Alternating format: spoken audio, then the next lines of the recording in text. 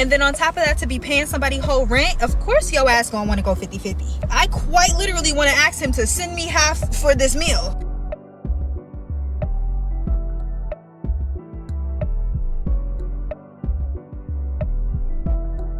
I see why you men want to go 50-50 with women now. Long story short, my man got a new phone because he broke his phone and he bought a new one. He had a 12 Pro Max and I said, hey, can I have the phone? He said, yeah, you can have it, but you got to get it fixed because the screen is broken. I said, okay. I go drop the phone off to get fixed, and then I decided to go get some lunch, and I'm like, hey, you want something? I'll pick up something for you.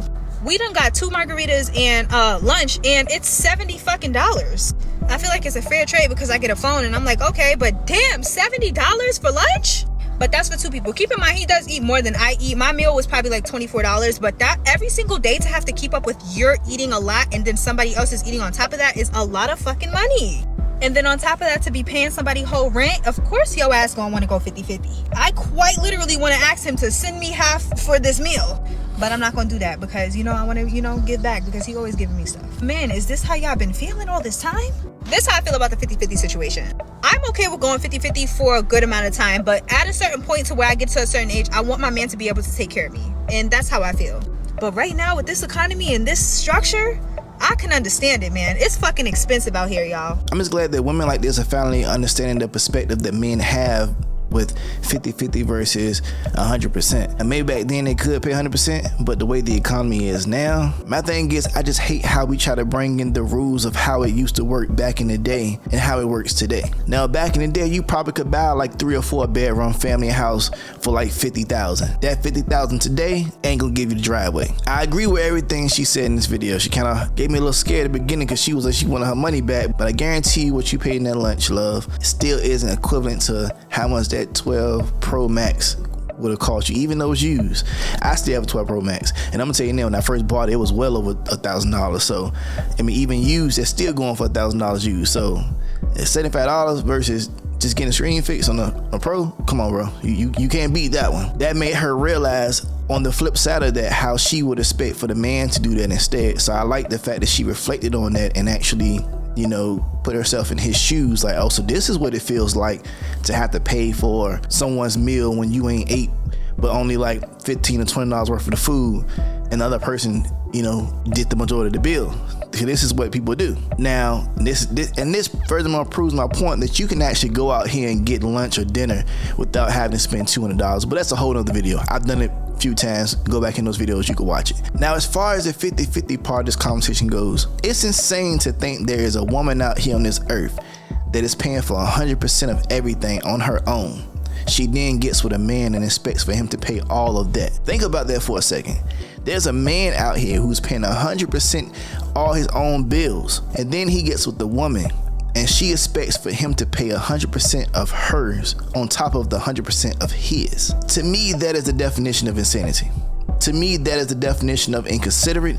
To me, that is the definition of you lost your fucking mind. The fact that some men who are paying 100% of their own bills are saying, hey, let me take half of that off of you, so now that you only have to pay for the other half of your bills. And women act like that is the most disrespectful thing they've ever heard. Any type of help the man can give you to take away from your own should be appreciated and respected, because we don't have to do it, especially not being married. If we're dating, or even if we are in a relationship, if we are not married, I am not obligated to pay anything of yours. What I choose to pay from yours comes from the fact that, you know what, I actually like you and I want to help you. But that gets so overlooked, and that just gets so belittled and all that in between, because society has conditioned women that a man should pay all of it or none of it.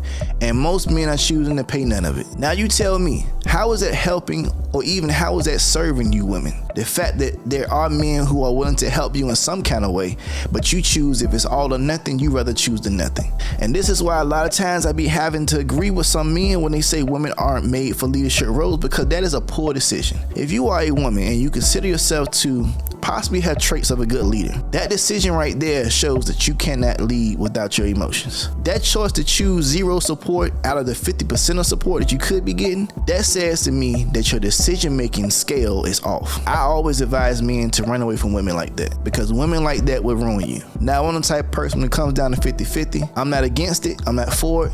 What I am for is helping however way you can. Sometimes I'm at a 70%.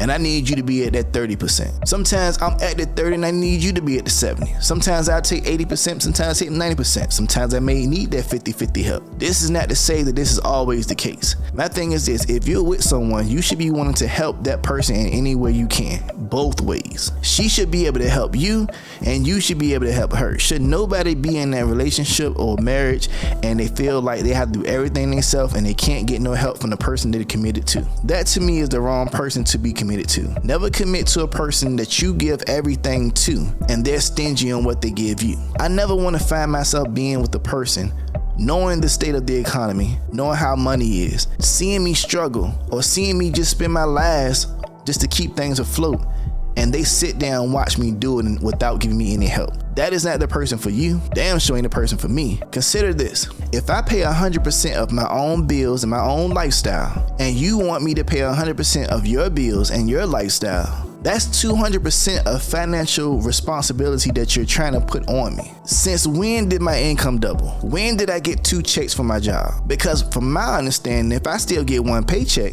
I'm only paying one set of 100%. If we don't live together, I'm not paying a bill in your house. Even if we come to a point where I ask you to move in with me, what you're gonna say is, hey, you was paying 100% before I got here, why is it hard now?